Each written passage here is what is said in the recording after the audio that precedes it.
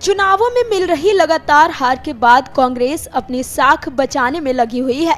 Congress party के अंदर बदलाव करती रहती है, लेकिन वह सफल नहीं हो पाती है।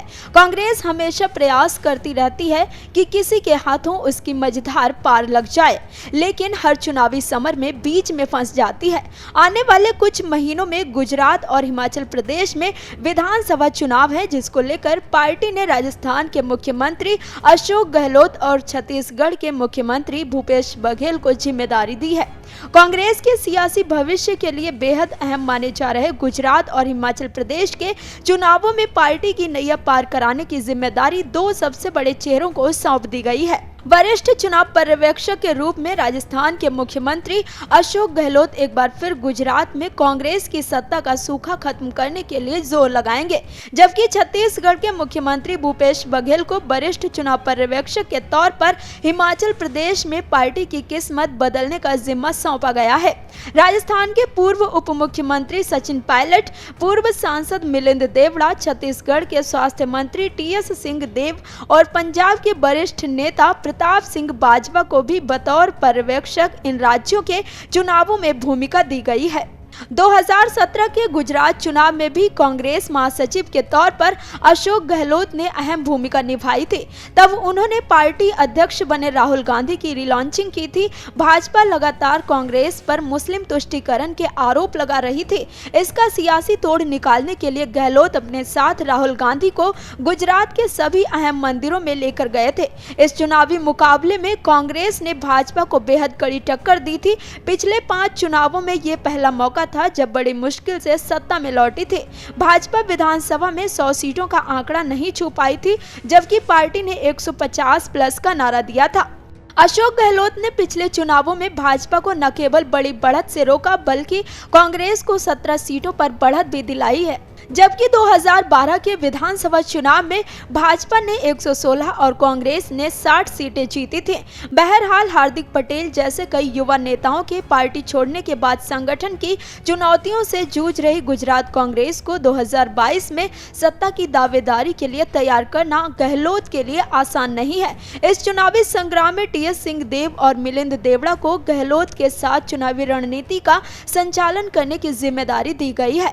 मिलिंद देवड़ा भी लंबे अरसे से पार्टी में कोई खास भूमिका नहीं दिए जाने को लेकर नाखुश चल रहे हैं। कांग्रेस पर बारीकी से नजर रखने वाले पत्रकार आदेश रावल अमर उजाला से चर्चा में कहते हैं कि केरल, असम, तमिलनाडु और पश्चिम बंगाल के विधानसभा चुनाव के नतीजों की समीक्षा में ये बात सामने आई थी कि भाजपा के चुनाव लड़ने के सिस्टम में कांग्रेस बहुत पिछड़ी हुई नजर आती है। इसी मसले पर उदयपुर चिंतन शिविर में भी चर्चा की गई थी। शिविर में यह संकल्प भी लिया गया था कि पार्टी जल्द ही एक इलेक्शन डिपार्टमेंट बनाएगी, जिसकी जिम्मेदारी किसी वरिष्ठ नेता को सौंपी जाएगी। इसी रणनीति के मद्देनजर पार्टी ने 2 अहम चुनावी राज्यों की जिम्मेदारी दोनों मुख्यमंत्रियों को सौंपी है। इनके साथ पार्टी अन्य प्रमुख नेताओं को भी जोड़ा गया है। गहलोत को दोबारा गुजरात की जिम्मेदारी सौंपने पर वरिष्ठ पत्रकार रावल कहते हैं कि गुजरात के पिछले विधानसभा चुनावों में अशोक गहलोत गुजरात कांग्रेस के प्रभारी महासचिव थे। इन चुनावों में कांग्रेस ने भाजपा को कड़ी टक्कर दी थी, लेकिन जीतने में कामयाब नहीं हो पाई थी। उस वक्त गहलोत ने राजस्थान के नेताओं को गुजरात चुनावों में विधानसभा क्षेत्रवार जिम्मेदारी दी थी। गहलोत गुजरात को बहुत ही अच्छे से समझते हैं और उनके प्रदेश का हिस्सा गुजरात से सटा भी हुआ है। गुजरात के इस चुनाव में भी राजस्थान के नेताओं के हाथ बड़ी जिम्मेदारी है।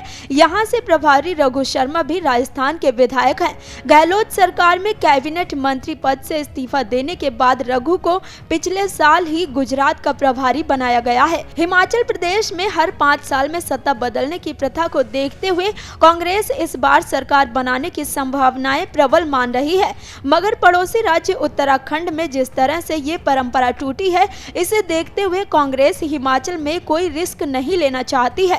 इसीलिए मुख्यमंत्री भूपेश बघेल जैसे नेता को वरिष्ठ पर्यवेक्षक के रूप में तैनात कर पार्टी आलाकमान ने यही संदेश देने की कोशिश की है कि राजस्थान में कांग्रेस की सियासत में गहलोत के प्रतिद्वंदी माने जाने वाले सचिन पायलट को भी साधे रखने की रणनीति के तहत पार्टी हाईकमान ने उन्हें बघेल के साथ जिम्मेदारी दी है, जबकि पंजाब में नेता विपक्ष प्रताप सिंह बाजवा को भी दूसरा पर्यवेक्षक नियुक्त किया गया गया है। अमर उजाला से बातचीत में वरिष्ठ पत्रकार आदेश रावल कहते हैं कि असम के विधानसभा चुनावों में भी कांग्रेस ने सीएम बघेल को पार्टी का पर्यवेक्षक और कैंपेन मैनेजर बनाया था। कांग्रेस को बहुत उम्मीद थी कि राज्य में वह अच्छा प्रदर्शन करेगी, लेकिन वहां पार्टी का गठबंधन का फॉर्मूला सफल नहीं हो सका। यूपी के चुनाव में भी पार्टी ने बघेल को वरिष्ठ पर्यवेक्षक नियुक्त किया था, लेकिन वहां की परिस्थिति बिल्कुल अलग थी। यूपी में पूरी तरह से बाइपोलर इलेक्शन था, इसीलिए सभी को पता था कि कांग्रेस का प्रदर्शन राज्य में अच्छा नहीं होगा। असम और यूपी में बघेल के बतौर पर्यवेक्षक सफल नहीं होने की बात से वरिष्ठ पत्रकार और लेखक रशीद किदवई इत्तेफाक नहीं रखते हैं। वे कहते हैं कि किसी भी प्रदेश में विधानसभा चुनाव स्थानीय मुद्दों, स्थानीय नेता और किसी भी पार्टी की शक्ति या कमजोरी के ऊपर लड़ा जाता है। चुनावों में पर्यवेक्षक तो एक सुपरवाइजर करने का काम करता है। वह सभी प्रकार के संसाधन जुटाने का प्रयास करता है। टिकट वितरण से लेकर चुनावी सभाओं में उसका अहम रोल होता है। यूपी में बघेल ने कांग्रेस कार्यकर्ताओं को संसाधन उपलब्ध करवाने से लेकर मनोबल बढ़ाने तक का काम किया है। इसके अलावा प्रियंका गांधी की 206 चुनावी सभाओं का मैनेजमेंट किया। इसलिए चुनावों में जीत से पर्यवेक्षक की सफलता और असफलता आंकना थोड़ी ज्यादती होगी। इधर कांग्रेस पार्टी ने सचिन पायलट को हिमाचल प्रदेश के चुनावों में ऑब्जर्वर बनाकर सियासी मैसेज दिया है। पायलट को चुनावों में पहले भी स्टार प्रचारक की जिम्मेदारी मिलती रही है। इस बार पर्यवेक्षक की जिम्मेदारी देकर उनके समर्थकों को मैसेज दिया गया है। हाल ही में सचिन पायलट ने कहा था कि गर्दन नीची करके पार्टी के लिए काम कर रहा हूं। अब सचिन पायलट को भूपेश बघेल के साथ हिमाचल की जिम्मेदारी दी गई है। अशोक गहलोत और पायलट को विधानसभा चुनावों में जिम्मेदारी देने को सियासी संतुलन बनाने की कोशिश के तौर पर देखा जा रहा है। वरिष्ठ पत्रकार आदेश रावल बताते हैं कि छत्तीसगढ़ में टीएस सिंहदेव और राजस्थान में सचिन पायलट ऐसे नेता हैं जो अपने अपने राज्यों में मुख्यमंत्री पद के प्रबल दावेदार हैं। इसीलिए पार्टी इन नेताओं को ये बताना चाहती है कि हमारे लिए मुख्यमंत्री ही नहीं, आप लोग भी महत्वपूर्ण हैं। इसीलिए हम आपको इतनी अहम जिम्मेदारियां सौंप रहे हैं। Video desk अमरउजाला.com। डाउनलोड करें अमर उजाला ऐप और पाएं खबरें लगातार।